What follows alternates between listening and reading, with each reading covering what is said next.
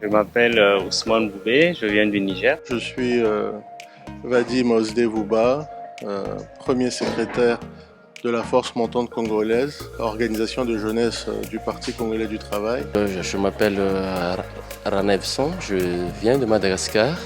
Moi, c'est Ralia Mohamed Jaranabi, je suis de nationalité tchadienne.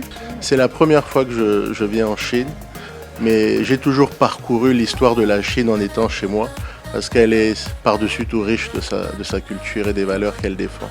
La Chine, c'est un pays pluriculturel.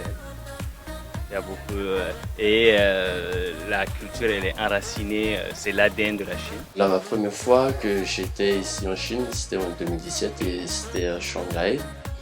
La seconde fois, c'était en 2019 dans la province de Hubei et maintenant la deuxième fois. La Chine est un pays très grand avec une population très généreuse et mon impression reste la même chose, c'est l'évolution, le développement très rapide de la Chine. Après la cérémonie d'ouverture, nous avons eu à participer à plusieurs activités culturelles chinoises. Parmi ces activités, nous avons eu à faire le thé vert chinois, alors qu'il y a plusieurs qualités de thé. Il y a le thé jaune, il y a le thé noir, il y a le thé vert, il y a le thé bleu également.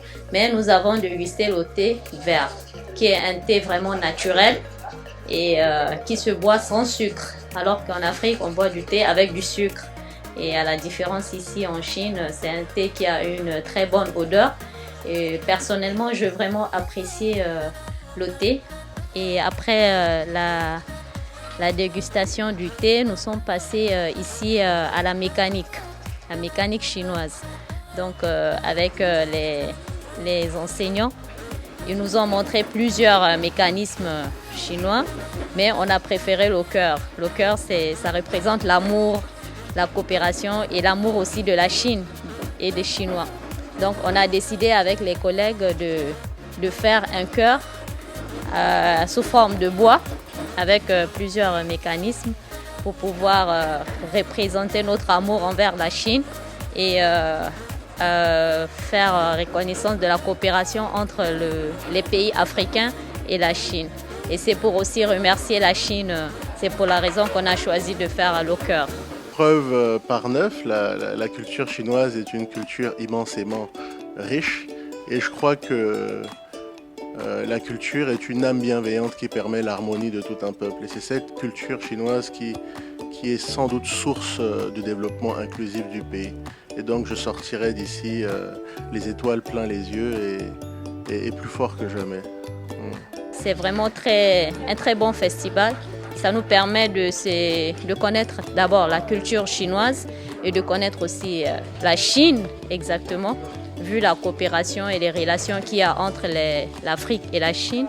Ça nous permettrait également d'exploiter un peu nos compétences envers la Chine.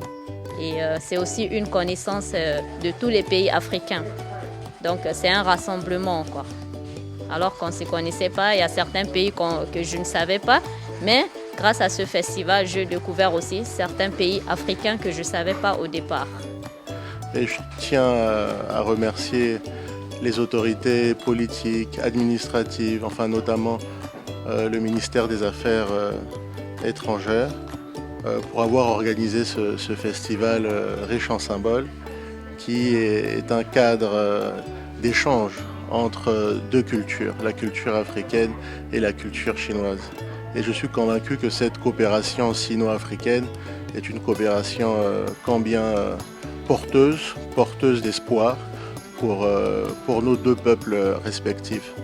Mes attentes, c'est vraiment une coopération gagnant-gagnant entre les pays.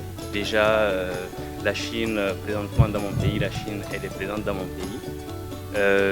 Elle met en œuvre des actions qui sont palpables et je souhaiterais que ça continue ainsi et que ça soit vraiment des relations dans un respect mutuel de gagnant-gagnant. Je pense que pour la coopération sino-africaine, les jeunes ont beaucoup à faire C'est vrai que nos précédentes personnes ont beaucoup travaillé pour ça, mais je pense qu'avec la jeunesse, ça va encore plus se renforcer et c'est très important pour que l'Afrique se développe et pour aussi le bien de la Chine.